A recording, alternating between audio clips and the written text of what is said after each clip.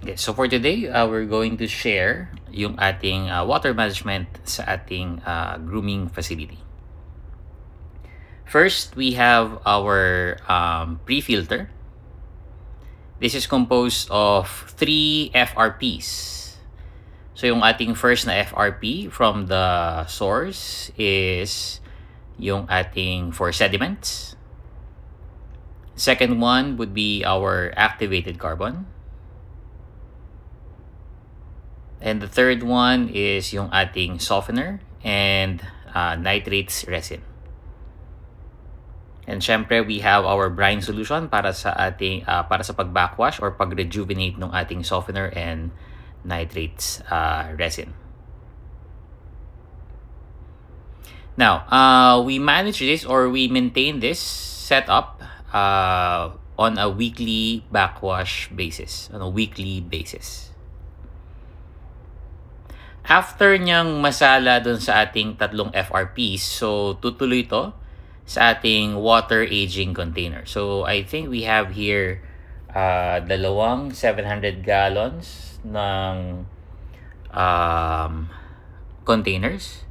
So and you'll notice meron tayong exhaust fan dito, galing yan sa ating grooming facility. So since air conditioned yung room natin, so yung excess na lamig, or actually kasi parang in-extend na namin to in another room. So that means benefit nito will be we're keeping yung water difference between yung tanks and aging containers at the minimum. So this is also one way in which we can do 50% or even more na volume ng water change. Before namin gamitin, so we let the water stay here for at least 20 hours, depende sa schedule ng water change natin. But we always, almost always, have it at a schedule. Okay? So, pag napuno na yung ating water containers, we put yung Seachem Safe for this one. So, since daan naman na siya sa activated carbon. So, syempre, at a minimum na yung chemicals nito. But to be sure, so we still put yung ating Seachem Safe. So, dito, it is, yung water natin is aerated for at least 20 hours before each daily water change. So, we always do daily water change. And, since aerated yan, so we are guaranteed na oxygenated yung ating water. Another benefit nito would be yung mga excess gases sa water natin ay marirelease. So you'll notice yung bubbles dun sa ating water container, hindi yan lumalayo from the air stone itself. So nagpa-pop up yan, nagpa-pop up agad. So which is an indicator na okay yung water natin. Kapag nagsistay yung bubbles sa surface ng water, there's something wrong dun sa tubig. So yun yung kailangan nyo ding i-figure out if ever na merong mga bubbles na hindi agad pumuputok dun sa water surface. So just to give you background, yung pH level namin dito is 8.4. Ang TDS is around 370 ppm. Now, bakit din namin gustong i-age yung water? Dahil we found out na kapag source mo ay deep well, so syempre high nitrates yan kasi nanggagaling lang yan diretso from below, which is syempre hindi natin alam kung ano yung mga nagli-leak dun sa water source natin. So ang nangyari dito is when we tested our water at first, so from direct sa faucet, meron ng reading ng nitrates. So ito din kasi minsan baka mamaya nag-cycle ka ng tubig tapos may na-read kang nitrates, akala mo cycled na yung tank mo, yun pala may nitrates lang talaga yung source. So when we tested yung nitrates na nagaling sa faucet, may reading na, it is low to mid-high, low to low-high, ganyan. But after aerating it for 24 hours, so doon na namin nakita na mataas na yung nitrates.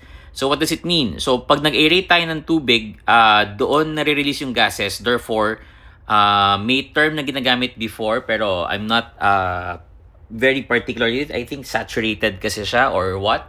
So, but basically, imagine if yung gas exchange na yan or yung pagputok ng nitrates na yan is nangyayari within your fish's body. Okay? So, imagine kung nangyayari ang pag-release ng gas na yan sa loob ng katawan ng isda. So, yan yung gusto nating maiwasan. That's why we are actually aging it with kahit simpleng airstone lang. Okay? So, hindi naman kailangan na same yung setup as what we do here because we are dito sa facility, I am dealing with 20 aquariums. So, which yung water change volume ko per tank ranges from 30 to 50 and sometimes up to 70% kapag kailangan ko magtaning using PLL and actinic. So ano ba yung pwede nyong gawin na scaled down na setup? So syempre, you can just do a drum, like yung mga 50 gallon na drum. So depende din kung gaano kadami yung tank na kailangan mong palitan. Okay, so a drum or a spare tank kung meron, and just put an airstone. Okay, if you want to put an overhead filter na may white wool, better naman. Para din sa kung wala kayong pre-filter, so pwedeng ma-settle or pwedeng ma-filter out doon ng yung mga sediments. Okay. Now, if you want to scale it up using other means of pre-filter, why not? So as long as you study kung ano yung magiging setup and ano yung mga possible na effects nito sa isda. Yun nga lang, syempre, depende din yan sa oras niyo that you will be allotting for these things. So, ito is assumption is meron kang enough time para mag-refill ng tank, para mag-refill ng aging drums or aging tanks.